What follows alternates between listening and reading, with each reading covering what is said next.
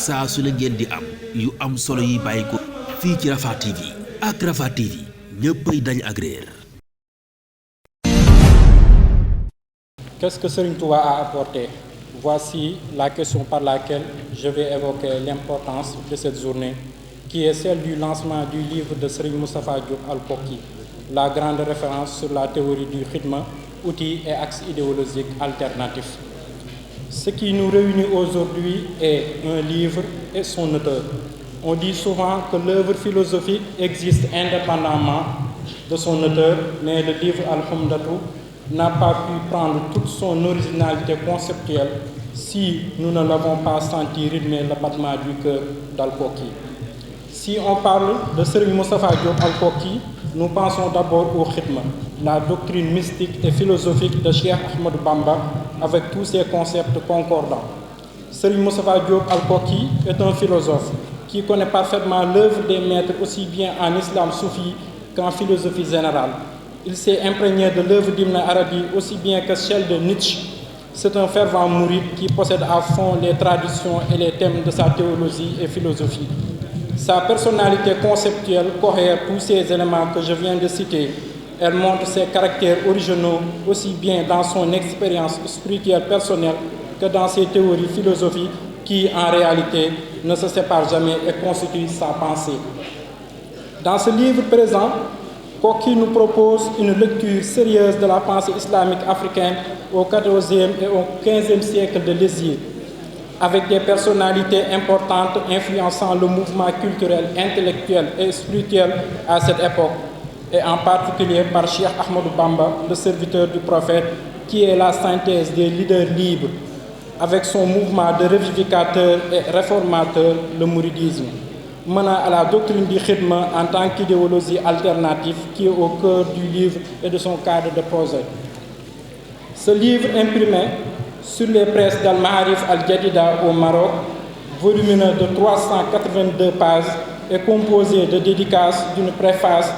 d'un avant-propos, d'une introduction, d'un post-propos sur le cadre du projet du livre et un aperçu systématique sur le sujet. 5 grands chapitres avec des sous-chapitres et 4 annexes. Dans l'introduction est mentionné « Qui veut changer le monde doit changer l'imaginaire des hommes ». Khidma est une doctrine et en même temps un projet du Cheikh vers la renaissance promis aux siens pour un avenir ici-bas et dans l'au-delà clair et miséricordieux. Ce khidma est une révolution dans la pensée pour la conscientisation de l'homme africain musulman, mais aussi un processus pour actualiser son imaginaire virtuel constructible. Khidma est le master key, l'intuition première par laquelle on peut entrer dans la pensée de Cheikh Ahmadou Bamba. Dans le premier chapitre, Koki fait une approche historique des personnalités importantes de Cheikh Makhtar Ndoumbé Diop de Koki, le premier noir Khutbou Zaman dans l'histoire, à Cheikh Ahmadou Bamba, le serviteur du prophète et le fondateur du mouvement du mouridisme. Il fait la synthèse de ces personnalités importantes qui ont influencé le mouvement culturel du XIVe siècle au XVe siècle de l'Égypte. Dans le chapitre 2, on a un survol historique sur le mouridisme qui s'attarda sur la polémique sur la date de la naissance du mouridisme à Mbacké Kadior ou au Sarsara en Mauritanie, et sur le fondateur du mouridisme et les témoignages de ses contemporains. Dans le chapitre 3, le philosophe Diop parle de la théorie du khidma. Le concept khidma signifie pour l'école mouride toute action faite par l'homme destinée à sa symbiose dans le cosmos et qui a pour motivation de satisfaire son Seigneur, Rabbou. Et d'après Al-Koki, cette action est un dialogue entre l'homme en tant que vicaire de Dieu sur terre, Khadim, Dieu en tant que Seigneur Rabbou, et le monde Kaunou. L'humanité ne domine pas la nature par pouvoir, mais par responsabilité. En fait, si nous avons bien compris la démarche de Koki, nous allons nous permettre de citer Bergson qui dit « Tous les vivants se tiennent et tous cèdent. L'animal prend son point d'appui sur la plante. L'homme chevauche sur l'animalité et l'humanité entière dans l'espace et le temps est une immense armée qui galope chacun à côté de nous, en avant et en arrière, dans une charge entraînante capable de culbuter toutes les résistances. » Ce pouvoir de l'humain est une responsabilité qui a été possible parce qu'il y a un enchaînement de services rendus dans les différents degrés du cosmos. La doctrine du khidma de Cheikh Ahmadou Bamba met l'homme devant ses responsabilités en tant que khadim qui sert et non pas qui se serve uniquement de la nature. Une anecdote racontée par Koki sur Serigne Massamba Mbacké, frère et disciple de Cheikh Ahmadou Bamba. Il avait envoyé quelqu'un lui tirer de l'eau à la mer. Après avoir rempli sa bouteille, Serigne Massamba insista pour que son émissaire retourne le reste de l'eau dans la mer où elle était venue. Voilà quelqu'un qui connaît bien sa mission de khadim. Khidma permet à l'homme de voir la terre comme une source de vie et non pas comme une ressource. La pensée de Cheikh Ahmadou Bamba est une pensée avant-gardiste contre le réchauffement climatique avant la Convention de Rio en 1992 et le protocole de Kyoto en 2005. On a une introduction à la théorie et un sous-chapitre qui porte sur le titre de la théorie du khidma et un autre sur comment appliquer ce khidma. Par exemple, le triangle Nasha, Tabakha et Rabba. Pour comprendre la pensée du khidma selon Al-Koki, il faut d'abord lire les écrits du Cheikh, mais aussi connaître sa vie et la vie et l'œuvre de ses disciples directs. Cependant, il se peut que certains actes du Cheikh ne traduisent pas ses écrits ou encore le Cheikh applique à sa propre personne certaines pratiques auxquelles ses disciples n'appliqueront pas en retour à leur propre personne par conformisme à l'enseignement du Cheikh ou à la limite ne pourront pas appliquer par défaut d'aptitude. Donc, les diaglés du Cheikh ne sont pas à considérer comme source de sa pensée. S'il y a une des trois, Nassa, Tabakha et Rabba, qui doit faire défaut, c'est bien Nassa, la vie du maître. Mais celle des disciples qui traduisent impérativement les écrits du maître, ensemble constituent la matière grise de la pensée du khidma. Dans le chapitre 4 sont mentionnés les profils appliqués et théoriques du khidma. Et enfin, au chapitre 5, nous allons constater qu'Al-Koki partage le mouridisme en deux écoles, l'une soufie et l'autre scientifique. Et par exemple, les personnages qui incarnent la première école sont, à la tête de file, Cheikh Mohamedou Moustapha Mbacké Al-Karim et dans la liste Serigne Saliou Mbacké en passant par Mame Cheikh Ibrahima Fall, qu'il considère comme une iconoclaste qui a choisi la philosophie du Ndiakhas inclassable. Koki propose la question pourquoi Cheikh Ibrahima Fall a-t-il choisi la carré au détriment du triangle et du cercle? Quelle représentation imaginaire a la carré dans sa philosophie? Les personnages qui représentent l'école scientifique sont entre autres, d'après Koki, Serigne Mbacké Bousso et le professeur Cheikh Anta Diop. Serigne Mbacké Bousso, un soufi scientifique, et Cheikh Anta Diop, un scientifique soufi. L'un est parti de la mystique vers les sciences exactes et humaines, l'autre des sciences vers la mystique. Si nous avons bien compris la démarche d'Al-Koki, khidma est un concept qui révolutionne la pensée humaine. Et on peut dire aussi, s'il y avait de bons lecteurs du Cheikh, sa pensée allait traverser les continents. Donc il y a du travail à faire pour nous qui se réclamons ses disciples. Et cette journée est importante pour nous parce qu'il y a ce chef-d'œuvre Al-Humdatou, que j'espère il sera, comme son nom l'indique, une grande référence sur ce sujet et sera traduit dans d'autres langues pour des lecteurs plus larges. Merci jërëjëf assalaamu aleykum. ñoo ngi ziyaar ñëpp di ci jiital sëñ Mamor ak waa daara ji di al Azhar jaamia bi ak maahidi duma guddal ci ndax dama baaxoowul man ay protocole li may njëkk a tàmbalee rek mooy sëñ Moustapha dama ko daa tooñ naan ko yow sa mbind ñaar rek koo xam muy man ak yow waaye commencé naa cee tiit bi sëñ Yaquba waxee wax li mu wax ndeysaan dama am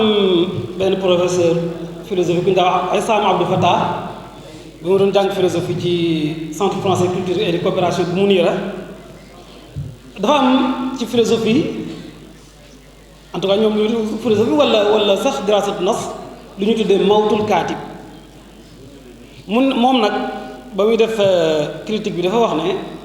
léeg-léeg dana indi musiba joxe ci benn exemple bu ndaw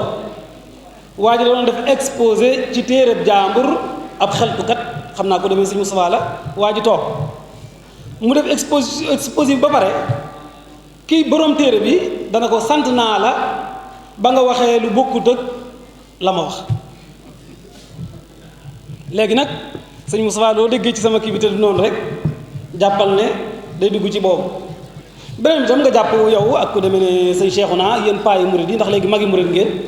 ngeen jàpp ne ñun tam sañ nañoo am beneen xalaat bu wutee ak seen bos. alxidma yaakaar naa yàgg nañ cee waxtaan nga ñu ci yokk lu bare ba waaye bi ci njëkk mooy sant ku demee ne Baye Saliou Salaam waroon na fay nekk ndax liggéey na ci liggéey bu am solo 2018 génnee na ci téere waaw en tout cas du téere bi lépp jëmul ci xidma waaye mën nañu jàpp ne xidma mooy lubb bi te mu tuddee ko min ajli i'adati qiraati al-muridiyya wax nañ ne Cheikh Abdoulaye Dieye def na lu mel noonu nga ñëw dolli ko ci waaye bii beneen jalon bu bees la yaakaar naa sañ yàqu moo ko tudd révolution la ci côté yu bëree bëri yaa ngi wax ne kuy naq di na bind ndax damaa bind waaye man danaa naq di du ma bindagul te xam naa keneen dana ko def xëy na du fi maag yow la ndax mën naa naq dama nopp ndekk li mu wax lépp ay njuumte la soo wuññiwaatee fii samay awra dana metti ndax du ñàkk loolu la xam-xam di jëriñ li manqué yoonu murit mooy dañoo bari ay musallamaat maanaam lu bare bari dañ koy jàpp noonu mu jàll ba ñu gëm ne nii la te mën naa am loolu bokku ci yoon ndax benn bàyyi diw moo ko fi wax moo am doole am bayre nangam wala yëngoom bari comme que nag am nga fitu xam naa kokki nga ko jële ndax njóobeen gi la maam Thierno dama ko jëgal ak Baye Mourtada am nga fitu luñ fi tegoon nga man koo daj ji teg nga lu bees su neexee yàlla ñun tam suñ ko jàngee sañ nañ lu mel noonu ñu dellu faat yi duñ fi waxoon musallimaat yi ñu continuer ci noonu dama bëgg wax ne genre la bu am solo maanaam indi nga loo xam ne tawra dina ko fi jur ci yu bare bare ndax dafa am iskaal yoo fi tudd bokk na ci yaakaar naa docteur suñu xaalis fi la doon nañ jox barki dem mooy lan problème mu maanaam muridiya kañ la tàmbali ak yu mel noonu ak alxidma ak xadimiya avancé ci dat fii am qiraa bu mu def ci njàngum sëriñ bi itam lu am solo la kon yooyu moom li ma ci naqari mooy bari na ñoo xam ne danañ ko jënd ba noppi duñ ko liir ndax dañ koy barkeeloo bari na ñoo xam ne danañ ko liir ba pare te duñ ko xam maanaam sëñ Bachir li gën a yéeme téeréem bi li muy nuru lu yomb looloo ko dal te sa bos moo gën a jafe ndax problème mu ma fa xamalal sëñ Moussa am la ma gën a méttiwaat ci conceptualisation boobu muy conceptualiser léeg-léeg dañuy isqaat yoo xam ne dañu ko waroon a firil ba noppi ndax mën naa am moo ko njëkk a wax wala mu jële ko ci beneen contexte indi ko fi loolu bari na ci trop léegi nag ngir ma wax leen dëgg dama leen di bañ a wor liiruma ko lépp bu njëkk ma nag nazariyatul xidma liir naa ko ba jàpp naa ne dégg naa ko daanaka omda bi lépp ma nga foofa ci xidma ak sa taalis bi ñu ci def nii alaqa maanaam rapport dialectique bi am ci diggante alkawn ak xaadim te mu wute bi am ci diggante al rabb ak alkawn wala al rabb ak alxaadim mais li ci ëpp solo man en tout cas li ma ci gën a ñor te bëgg naa ñu di ko waxtaanee mooy li jëm ci al bu'd al idéologie rawatina lu jëm ci tarbiya xam nga lu ko waral da ngaa tudd noo ko tuddee laxasaayu waaw laxasaayu di benn ramification maanaam di benn sël wala caq nu mu tudd car laa bëgg a wax ci garabu xidma ndax ci saw déggin man nag dana ma xaw a compliqué ci man ndax philosophie bëgg naa ko lool mais sama problème la su fekkee ne xidma da ngay dem am une maanaam relecture da ngay jàngaataat diggante doomu aadama bi ak ruuxam loolu doon na baax ci ñun nga xamal ñu avant loolu ay muqaddimaat ci moom loolu amul problème mais su fekkee ne problème ruux la ñuy wax nga xam da ngay tajri doomu aadama ci xayfiyaat yu bëree bëri bàyyi ko digganteem directement ak suñu borom te li ko suñu borom digal mooy alxilaafa ak abaaul xilaafa su boobaa lu am solo nga xam ne am na ci yoo xam ne maanaam nañu wax ne aspect métaphysique bi génne ko fële waaye dëgg-dëgg lan mooy quintessence bi lan mooy jawhar bi mooy yàlla daf koo teg ci kaw suuf ngir xilaafatullahi fil ard xaadim bi loolu la incarné ak ku nekk la mu séq ak yow ci loola ba moo waral ñaar ñi mu wax muy taalibeeb laxasaay bi ak taalibeeb takkoo bi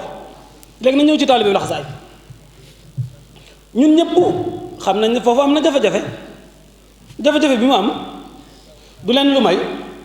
yaakaar naa tudd nga ko fi ci diggante sëñ Adama Gueye maam Cheikh Ibrahima Fall ci bi ñu ñëwee ci sëriñ bi Cheikh Rafal la mu wax sëñ Touba la ko sëñ Touba tontu ak sëñ Touba la mu wax sëñ Adama Gueye kon loolu mooy lan nañu redéfiniraat maanaam nañu jàngataat nañu xoolaataat lan mooy tarbiya bi ndax aw yoon la ci foofu lu tax ma di ko junju dama am jafe-jafe ak ñenn ñuy wax ne jàpp nañ maanaam problème mu tarbiya dañ koo jàpp ne mooy laxasaay wala mooy dem ci daara tarbiya ji loolu ku jàng fii mën naa def ci yow iskaliya bu rëy rëy ndax li ko waral nañ bàyyi xaysiyaat yi nañ xool algaayatul asma maanaam objectif final bu tarbiya mooy lan nit ki da ngaa bëgg mu ràcc wala mu rëcc seytaane loolu moo indi woon taalibe ci sëriñ bi yow wax nga ko mu leer loolu moo naa ko léegi da ngay tëjarul ci àdduna da ngay def te bul yaakaar dara ci man lu dul jëm yàlla ji mooy li ngay tàqale ci diggante jëf ak liggéey comme na nga ko daa misaale ci objet d'art bi li koy wuutale ak leneen sëñ Moussa day wax ne am na as toq si jar 300 000 ni ñu ko exemple joxe noonu exemple am na toq si jar 3000 francs te ñoo bokk lu leen wuutale mooy jubluwaay ba ke ba muy tàmbali toq yi objet d'art la ko def muy lu ñuy seetaan di ko muy refléter culture aw nit ci ay jamono kii nag da cee bëgg a rukku ay loolu nga xam ne ñu sant si la ñoo ko soxla kon maa ngi jéggulu ñu sant jaxate su boobaa noonu li ma bëgg jub rek mooy maanaam ban qiraa la ñu am foofu ban qiraa lañ ci am su ma desuwaatee ci tarbiya bi laxasaayu bi kon dëgg-dëgg lan mooy jubluwaay bi mooy nit ki nga fexe ba mu rëcc seytaane yi ci des yëpp ay kii la xam nga murid dañ wax day tarbiyawu day wut yàlla day laxasaayu day not bakkanam bari na yu ci am tur yooyu yëpp musamma bi benn la lii tax ñu wuute benn jubluwaay bi la ñaareel mooy nañ leen doon gisee xam nga laxasaay moom dañ lay gis nga takk laxasaay gu rëy léegi nag loolu dafa am ci murid yi ñoo xam ne damay dégg wax naa ko sëñ Xaadim ñu naan la sëñ Tubaa nangami jiil rekk la tarbiya nangami jiil rek la tarbiya am fu ñu koy yemale loo xam ne sëñ bi dundaat na fi gën jaa gàtt fanweeri at loolu mooy ba ci ñun sunu bindkat yu mag yi ak sunu xeltukat yi am nañ foofu jafe-jafe loolu itam révolution la fii li tax mu révolution da ngay fekk mag mu wax nangam yow da nga wax ab safaan loolu benn la ci muy ci laxasaayu tarbiya beneen mooy ak xidma diggante xidma ak ibada yaakaar naa na ko tudd ne al ibada hiya al xidma waaye damaa gën a safaan bi la sëñ bi wax xidma mooy ibada te loolu mooy gën a yenu maanaam mooy sëñ Moussa li mu def normalement xidma la su ci amoon xaalis xidma la su ci amul xaalis xidma la loolu itam beneen aspect la boo xam ne war nañu ko cee dugal sëñ Saliou Salaam dañu ci tudd lu mu waaye dafay tajrid ba falsafa mu ëpp ci gàttal am nañu iskaliyaat yu bëree bëri yoo fi tudd du ma desiwaat ci Bushra ndax man xam nga ci lii sama xalaat sëñ Gala Ndiaye danaa ko fi tudd bari na lu ma ko tudd wax naa ko ci pencum ko sëñ Chouaïb bu bëggoon naa bàyyi Moussa nekk fi mu jóob daara ma jaxate nee naa ko li ngeen yow ma jaxate ay sëtam ñoo ñàkk ko fi la ngeen bëgg koo moomal loo xamante ni kenn nangu koo moom ngir man am na gëstukat bu ko wax war nañoo xool fu mu ko teg kon moom dafa remettre en cause yu bare bari moom sëñ Moustapha su boobaa nag li ngay séentu itam dañu desiwaat ci yow dañu desiwaat ci yow man mii danaa ci desiwaat ndax am na ci loo xam ne man ànduma ci bari na nag lu ma ànd moom du ma ko wax loolu mooy démarche bi sëñ Moustapha li baax bari na man du ma wax lu baax li bon laay wax ngir ñu critique ko waaye macha allah am na solo téere am na solo lool danaa ko jàng ni may jàngee lu may tërlu am na ci yoo xam ne am naa ci problème ci ma surtout ma fahim yi nga ci xool ba xam wala ma laaj ko sëñ Maodo mi nga xam ne mooy sa taalib ma doon sa taalib bi waaye li ci am solo mooy am na nii téere bi am na bari nañu ko ñoo xam ne jënd nañ ko dañ koy barkeeloo loolu moom bari na ci yoonu murid am na ñoo xam ne prestige dañ koy def maanaam wane nag man mii intellectuel laa ndax téere bi sëñ Moussa nga fa ku fa ñëw mën naa am nga fa doo sax téere bi nekk ca gannaaw am na ñoo xam ne danañ ko lire te dégguñu ko mais li ci am solo rek mooy ñu ko dégg gus néew labina la boo xam ne nañ ci tegaat leneen ndax normalement fii yoonu murid toll su fekkee ne li may mujje mooy àdduna si nu ngeen ne moom la ko Senghor di wax rendez-vous di xam lan ak recevoir mooy mawidul axd wa taat wala ata wala donner et recevoir léegi loolu moo am yoonu murid lan la war a donner maanaam lan la war a joxe ci marché bi ci marché mondialisation loo xam ne dana mën a dëgëral identité mën naa am lii dana ci bokk bu sëñ Moustapha Diop bu sëñ Saliou Salaam ci la ci bokk ak bu ñeneen ak ñeneen am nga ci yow sa chef d'œuvre mooy lan mooy xidma am na ci ñoo xam ne ku demee sëñ Gala Ndiaye salaam ak laa am fu mooy chef d'œuvre am Baye Salaam xidma ak su dee ku mel ne man tarbiya la waaye ku nekk war nañ mën tadaafur ñu interroger waat histoire am na musallamaat yoo xam ne def nañ ko ci te ñun xam nañ ne loolu soo ko xoolaatee dana am jafe-jafe léegi ñun ñëpp ñu xoolandoo ko benn yoon te itam ni nga amee esprit de critique envers l'autre la bëgg wax daal nga am nag esprit d'ouverture mën a encaisser bàyyi ba nga encaisser baax ku baax. saa su la ngeen di am yu am solo yi bàyyi ko fii ci Rafah TV ak Rafah TV ñëppay dañ ak réer